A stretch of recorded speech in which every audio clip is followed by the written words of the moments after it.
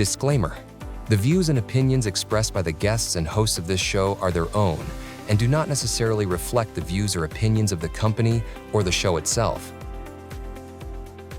Good day, Explora bookworms. Welcome to Road to London. Here at Explora Talks, we dive deep into books and the amazing authors behind them. My name is Mackie, your host for today's episode, and I am thrilled to share another inspiring story with you. Here at Explora Books, we love bringing powerful stories out in the world, whether it's publishing or spreading the word. Our goal is to connect readers everywhere with voices that matter. And today, we're doing it again here at Explora Talks, Road to London. On this episode, I'm really excited to chat with a storyteller who knows how to turn family history into something deeply moving. Today, I'm joined by a wonderful human being and the author of a book that explores quiet strength, resilience, and untold stories passed down through generations. Her work shines a light on the kind of bravery that doesn't seek attention but leaves a lasting legacy. The title of the book, The Spinster I Once Knew, based on a true story. Welcome to Explora Talks, Marie Perrin. Hello. Is it okay if I call you Kay? Yes, that's Absolutely. perfectly fine. You're welcome. How are you doing today? How's the weather? Any special events coming up for holidays? Well, I'm in Sarasota, Florida, and it's raining outside. Oh, But we like that. We need the rain. oh, okay. That's good. Sounds perfect. All right. I'm going to start right away about you. I wanted to know about your story because I'm pretty sure that your readers and your followers are interested about it. How did your work in genealogy and family history research shape the way you told this story? Well, I knew Aunt Clara from the day I was born until the day she died. And so this really is my story of Aunt Clara. And I did a lot of research, but I knew the family. My parents were the co-leaders of the Colorado Historical Society. And so whenever we had a family dinner, and we had a very small family, they would always talk about the past and the present. And so I got to know Aunt Clara as a child and as an adolescent and as an adult. So it was more, not so much research that I did, except for in the beginning of the book, I had to figure out how her father and uncle got from Ohio to Colorado and why. And I got most of that information not from historical data, but from my parents and their boxes and boxes of historical data. That sounds beautiful. That just reminded me of my recent trip where I was with my family. And every time, I don't know, for some reason, it's actually me who feels like, so what happened to this uncle? Where did this uncle came from? And so I feel like there's so much magic in connecting the history and what we are right now in the present, or where we are right now in the present. So this book really, really interests me. So let's go right into the book. What inspired you to turn this family history into a book? Well, it was basically and literally handed to me because, like I said, I knew Aunt Clara my entire life, and my parents, they both passed away. And I had about 4 giant bins of historical society information.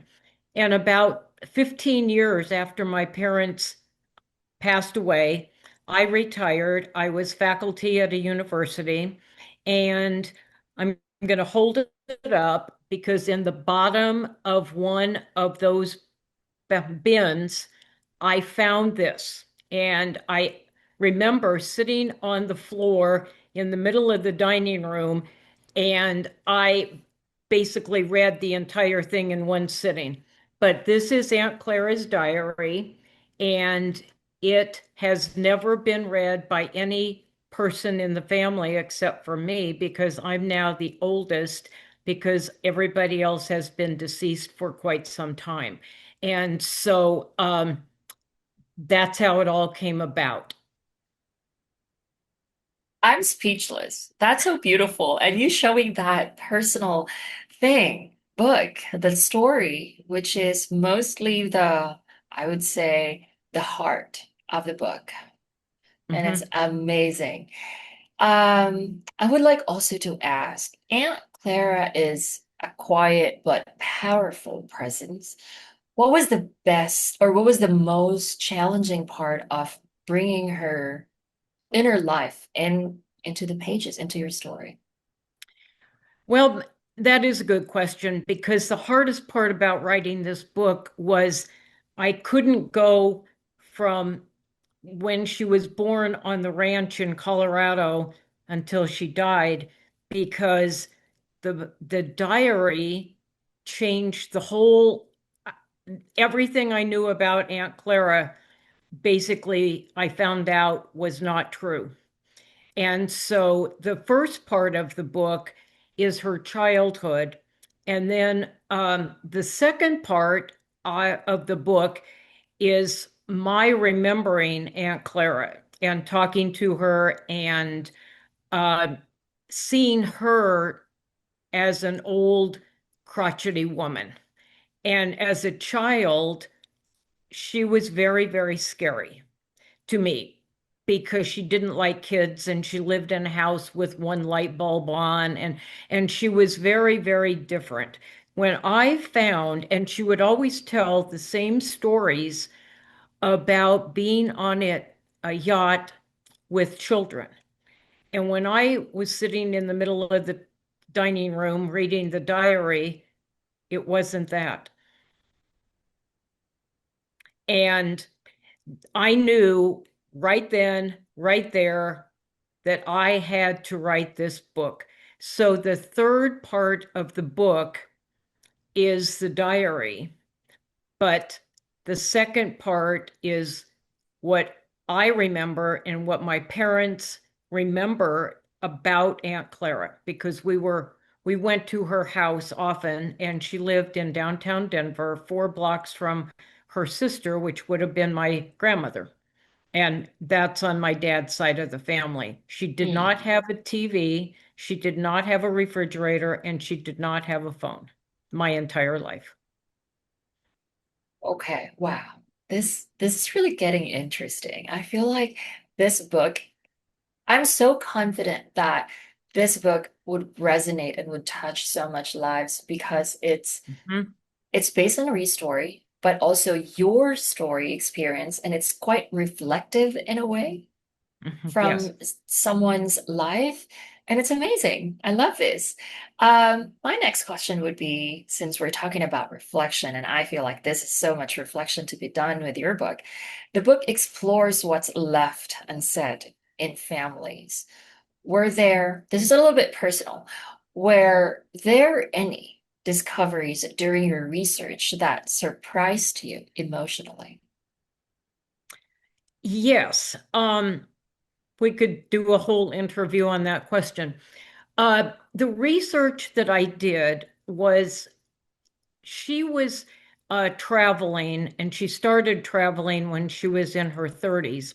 And I did a lot of research on what opportunities in the roaring 20s for a single woman in her 30s to travel the world. And what was that like? And was she accepted and how could she get jobs on the cruise ship and how did that all come together?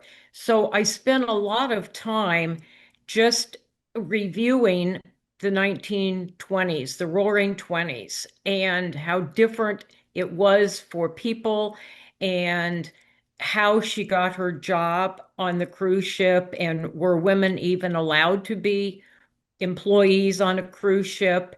And yeah, it um, it was absolutely every day I wanted to write this book. I wanted to do more research. I wanted to dig just a little bit deeper every single day. It was such a thrill to write this book.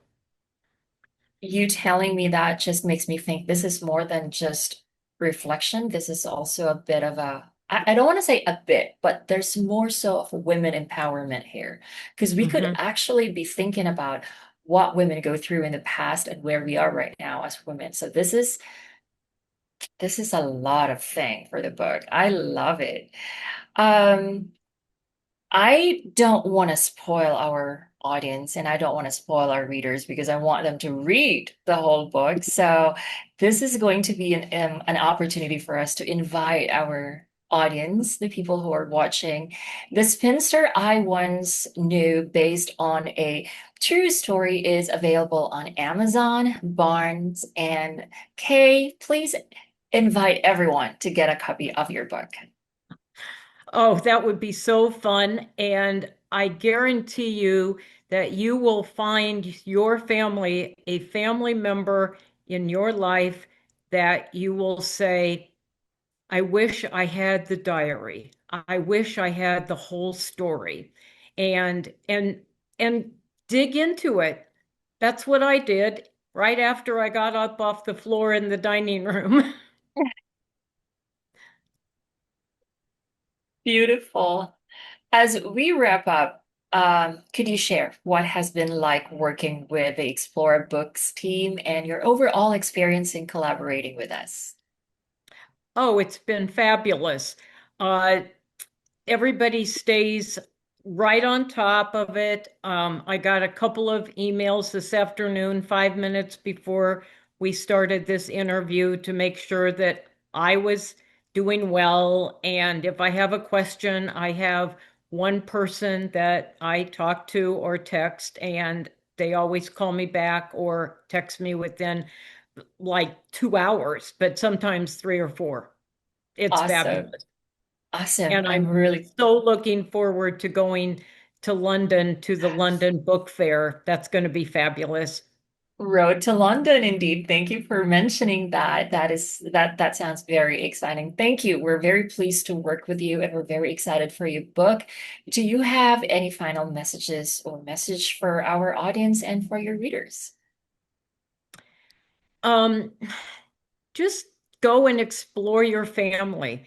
If you haven't gone on Ancestry, do it.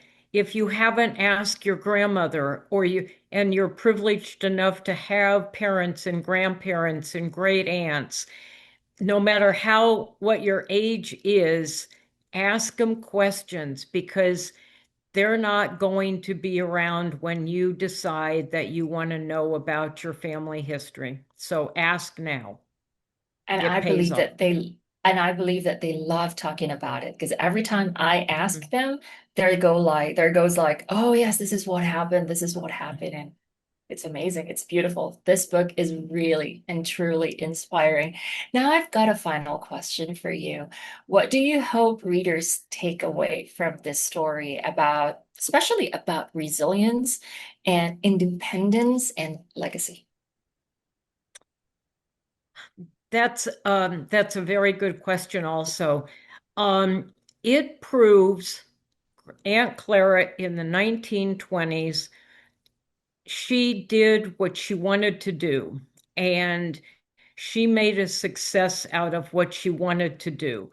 And I think a lot of women in the 20s, 30s, 40s, even today, are guided sometimes in the wrong direction or not the direction that they really wanted. And Aunt Clara, her three siblings, followed what the parents wanted her to do.